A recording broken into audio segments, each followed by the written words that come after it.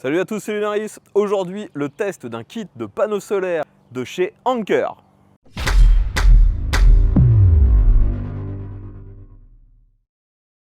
Donc les amis, on va tout simplement commencer par déballer tout le matériel. Vous voyez qu'on a déjà disposé la plupart des pièces juste derrière moi. Il y a beaucoup de matos. Donc je rappelle, il y a 4 panneaux solaires. On a aussi 2 batteries. Donc on va déballer tout ça. Dans ces cartons-là, on doit avoir les supports pour les panneaux solaires. J'ai pris le temps d'imprimer la notice. Donc notice en français, mais clairement, c'est pas super clair. Enfin, on verra au fil du temps, mais pour avoir jeté un coup d'œil, ça me paraissait pas super clair.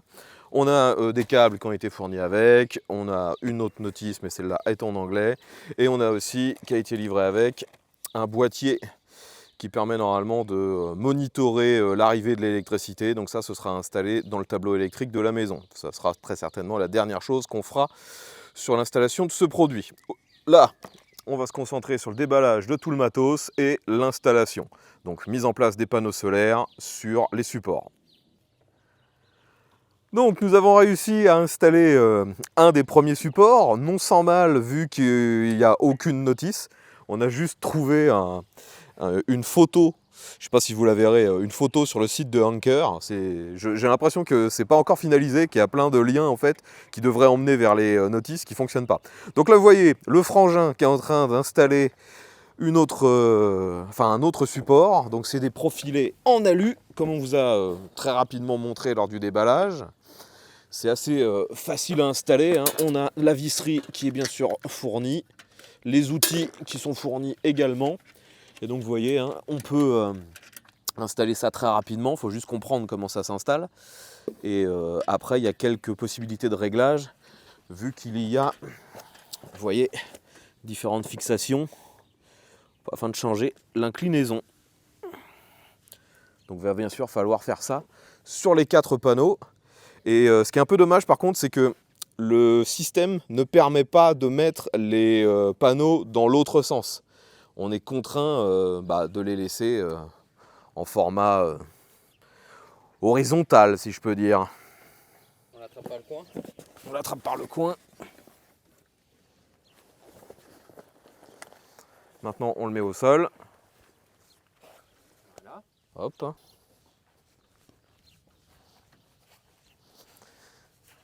Allez, il faut le mettre face au soleil. Tourne. Tourne, tourne, tourne, tourne, tourne. Et stop. Ouais, laisse un peu de marge parce qu'il va falloir passer les câbles, hein. Donc, on a fini d'installer les panneaux. Donc, vous voyez qu'ils sont quand même assez énormes.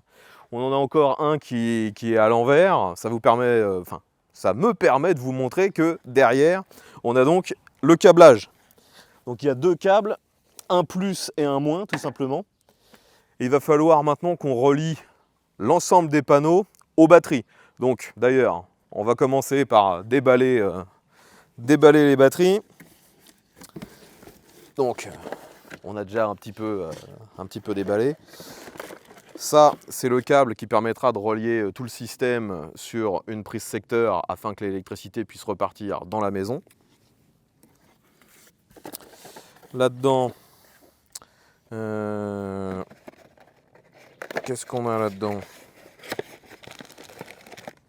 Ça c'est un outil pour le serrage et on a des équerres parce que normalement les batteries on peut aussi les fixer au mur. Et on a même des colliers de serrage et on a même des chevilles. Donc ça c'est pour fixer au mur. Nous on n'aura pas utilité de ça pour l'instant. De l'autre côté, non ça c'est ce qu'on a déjà vu. Et voilà la batterie principale.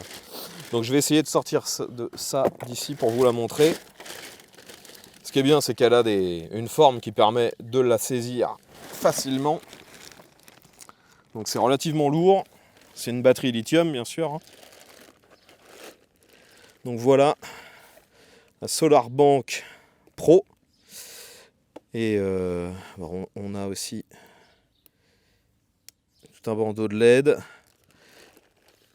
Alors, si on regarde sur les côtés, vous allez voir qu'il y a des prises.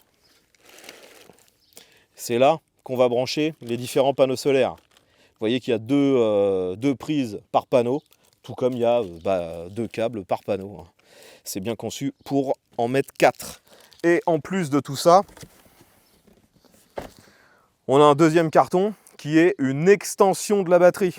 Parce qu'en fait, cette batterie, elle est, comment dire, vous pouvez moduler la capacité de stockage en rajoutant des modules. Là, ils m'ont envoyé la batterie principale plus un module supplémentaire, ce qui fait une capacité de 3,5 kWh, si je me souviens bien. Il faudra vérifier les données. Donc, je vous montre ça. Et de mémoire, je crois qu'on peut ajouter jusqu'à 3 extensions.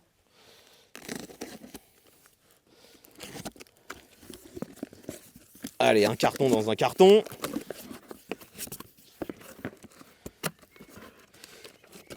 Hop.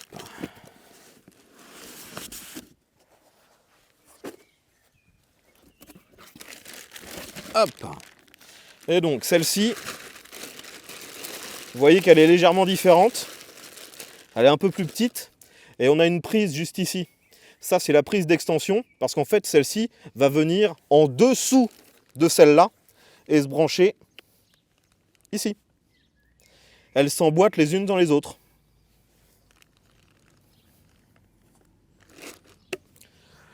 Donc maintenant, il ne nous reste plus qu'à tout câbler. Vous pouvez voir qu'on a mis en place les 2 premiers panneaux solaires. On a installé des rallonges. Et on essaie de faire que les panneaux soient à peu près continus. Maintenant, il faut qu'on se relie ici. Donc vous voyez qu'il y a PV1, PV2, 3 et 4. Donc c'est entrée-sortie, enfin plus-moins, pour chaque panneau solaire. Donc on va considérer que le premier, là-bas c'est le premier, deuxième, et ensuite 3 et 4 derrière. Donc on ne peut pas se tromper, hein, parce que vous voyez que les 2 câbles ont des formes différentes. Donc quand on arrive là-dessus, on ne peut pas se tromper. Hein. Hop. Hop. Premier. Donc ça, premier panneau solaire branché. Maintenant le deuxième. Alors le deuxième, vu qu'il est juste à côté de la batterie, on n'a pas mis de rallonge. Mais je pense qu'on va être quand même un peu court. Ou alors il faut que je déplace la batterie. Mais c'est vachement lourd. Hein. De toute façon, les batteries, on va très certainement après essayer de les caler un peu derrière les panneaux. Donc, prise 2.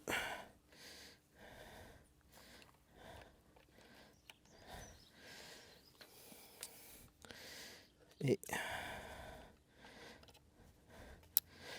voilà, donc là on a déjà 2 panneaux solaires branchés. Il ne reste plus qu'à faire la même chose avec les autres. Donc le câble électrique qui sort doit ensuite être relié sur une prise. Donc ici nous on n'avait pas assez de distance, donc on a mis une rallonge. Et la rallonge bien sûr va se brancher sur une prise électrique. Et c'est via donc cette prise que ça renvoie l'électricité à l'intérieur du domicile. Donc ensuite, afin de monitorer l'électricité qui arrive vers le domicile, on doit installer tout ce matos. Donc logiquement, il y a un capteur par phase, si jamais vous avez du triphasé. Donc ici, logiquement, on va en utiliser que 2. Et c'est ce boîtier qui va renvoyer les infos via une application. Actuellement, donc je n'ai pas encore installé ça, je n'ai pas les compétences, donc je ferai appel à un électricien pour être sûr que ce soit bien câblé, bien installé. Néanmoins, on a déjà relié tout le matériel à la maison et l'application nous indique bien que les panneaux produisent de l'électricité. On voit la production en temps réel, d'ailleurs je vais vous le montrer, et on voit aussi l'électricité qui est injectée dans les batteries. Et forcément, la différence entre ce qui est injecté dans la batterie et la production solaire, c'est tout simplement ce qui est utilisé directement par votre domicile. Donc je vais essayer de vous montrer l'application. Donc vous voyez, l'application, là on voit que la production est à environ 500 watts, tout simplement parce que on a un nuage qui est en train de passer. Sur ces 500 watts, il y a 300 watts qui sont en train de recharger le pack de batterie. On peut avoir la température, la charge de la batterie. Enfin, c'est relativement complet. C'est en français. Là, on voit que depuis qu'on l'a branché tout à l'heure, on a gagné environ 30 centimes de coût d'énergie.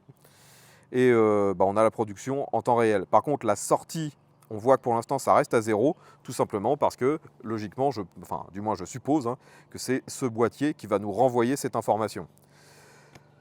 Donc, vous l'aurez compris, l'installation est relativement facile et rapide.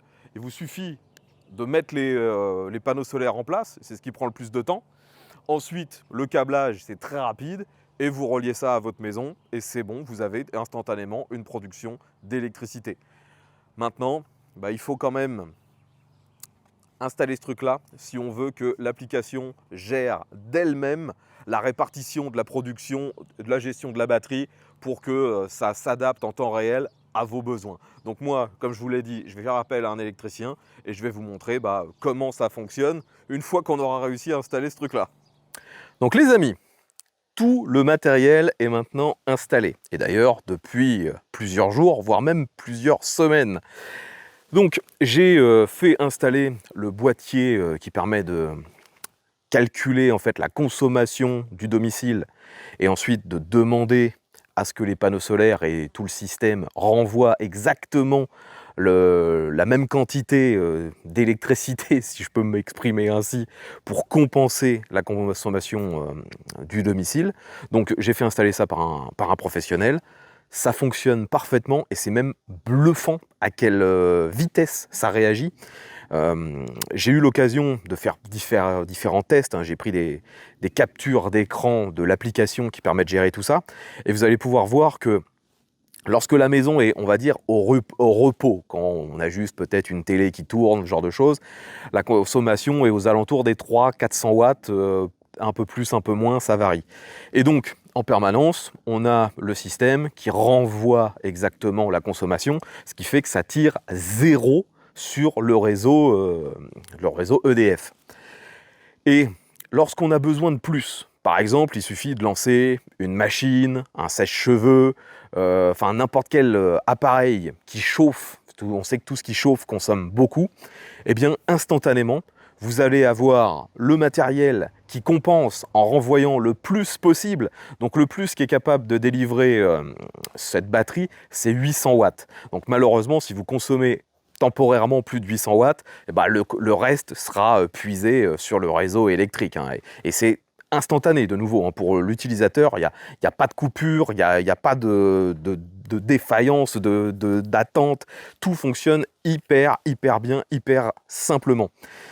Mais ça compense vraiment bien. Et je dirais que donc, ici, dans ce domicile, quasiment l'intégralité de la journée, là, vous voyez, on est en été, il fait beau, eh bien, la consommation de la maison est intégralement assurée par les panneaux solaires. Je rappelle que là, avec les 4 panneaux, on a une capacité maximum de production qui est au-delà des 2000 watts, donc 2 kilowatts.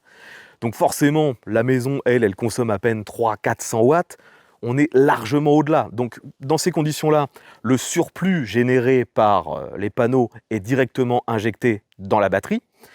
Et lorsque la luminosité vient à faiblir à cause d'un nuage ou tout simplement parce que la nuit arrive, eh bien ce sont les batteries, je vous les remontre, vous les avez déjà vues plusieurs fois, mais ce sont donc les batteries ici qui renvoient dans la maison ce qu'elle consomme.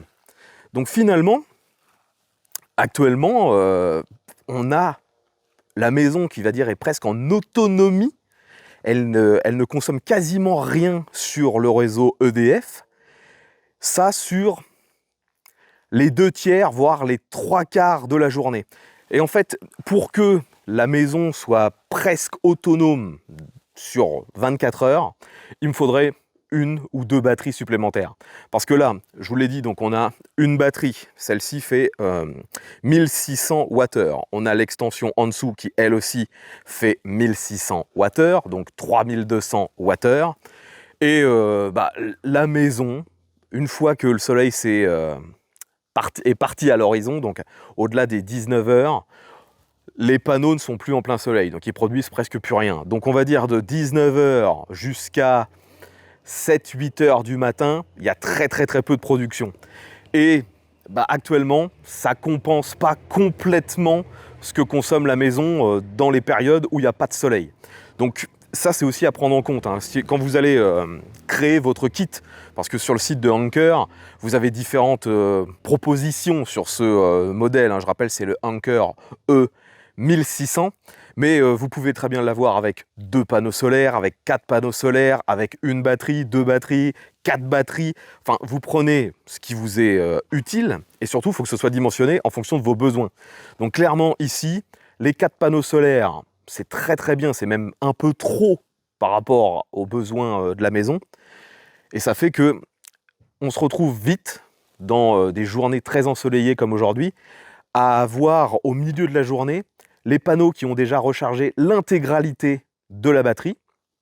Et ensuite, les panneaux ne produisent plus rien. Parce que ce n'est pas un dispositif qui est conçu pour renvoyer de l'électricité sur le réseau. Concrètement, ça pourrait le faire, mais ce n'est pas le but de ce système. Là, c'est un système qui est là pour compenser la consommation, pour faire de l'autoconsommation. Donc, une fois que les panneaux sont en plein soleil, ça produit, je vous l'ai dit, 2000 watts. Ça recharge très rapidement les 3600 Wh de capacité. Et par la suite, ce que ça aurait pu produire en plus est perdu. Donc je dirais qu'ici, on est même presque surdimensionné au niveau des panneaux. Par contre, on est un petit peu sous-dimensionné par rapport à nos besoins sur les batteries. Et c'est dommage parce que c'est la partie qui coûte la plus cher. Donc, si vous êtes intéressé par ce système, vous pouvez réellement espérer avoir une consommation qui arrive quasiment à zéro si vous installez le bon nombre de panneaux solaires, le bon nombre de batteries et surtout si votre orientation face au soleil est bonne. Ça, c'est hyper important. Parce que là, je vous l'ai dit, ici, à partir de 19 h, on commence à plus vraiment avoir de soleil sur les panneaux. Pour ça, il faudrait tout simplement avoir la possibilité de les réorienter et ça résoudrait une partie du problème.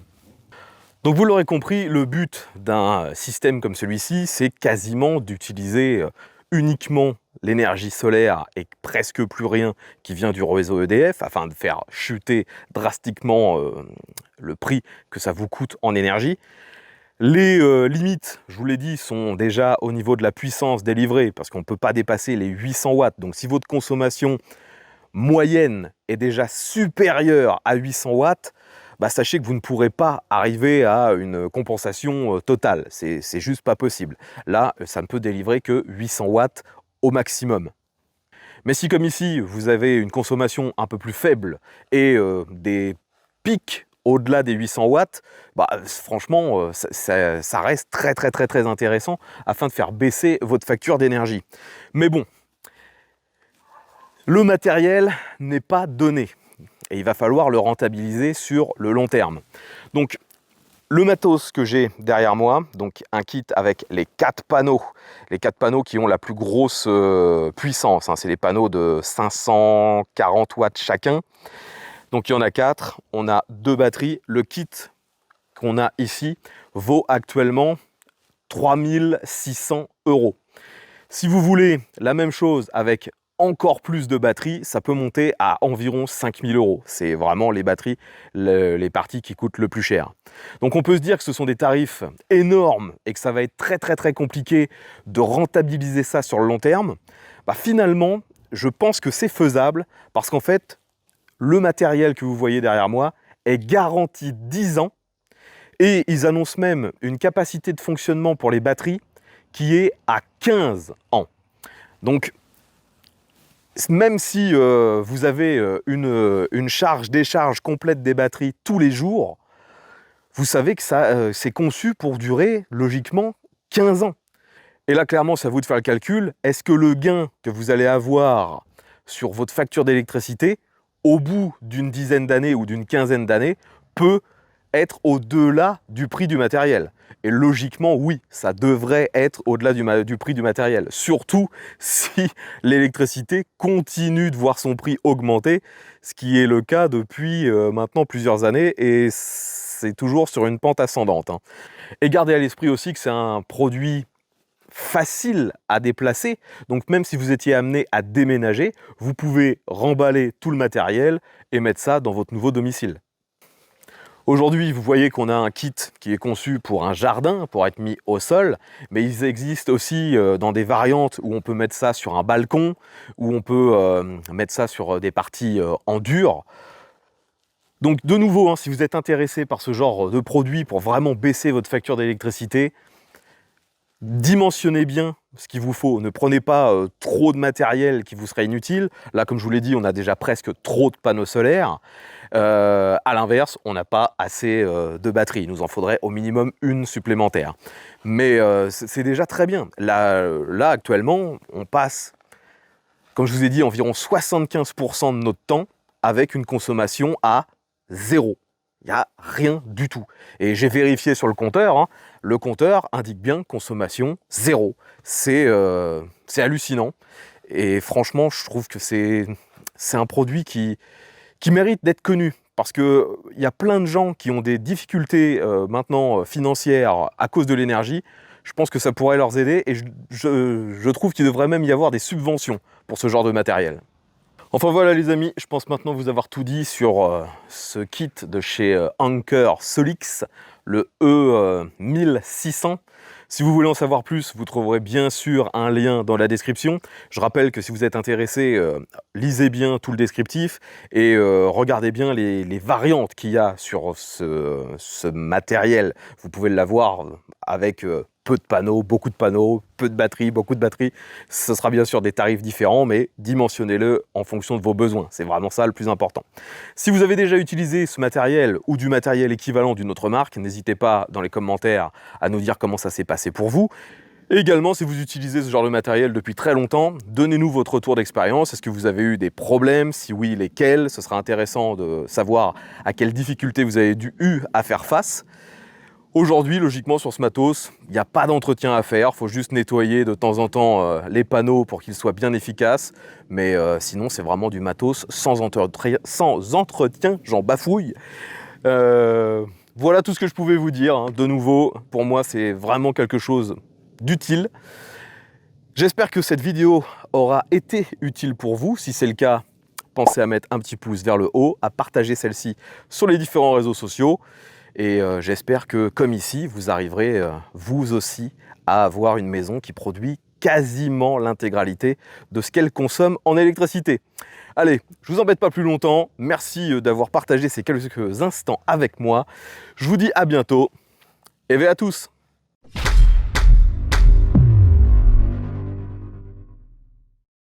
Sachez qu'au moment où sort cette vidéo, il y a une promotion appelée le FanFest Anker Solix. N'hésitez pas à aller dans la description, consulter les différents liens pour participer à cette offre. Logiquement, il devrait y avoir de très grosses remises. L'offre est valable jusqu'au 25 août 2024.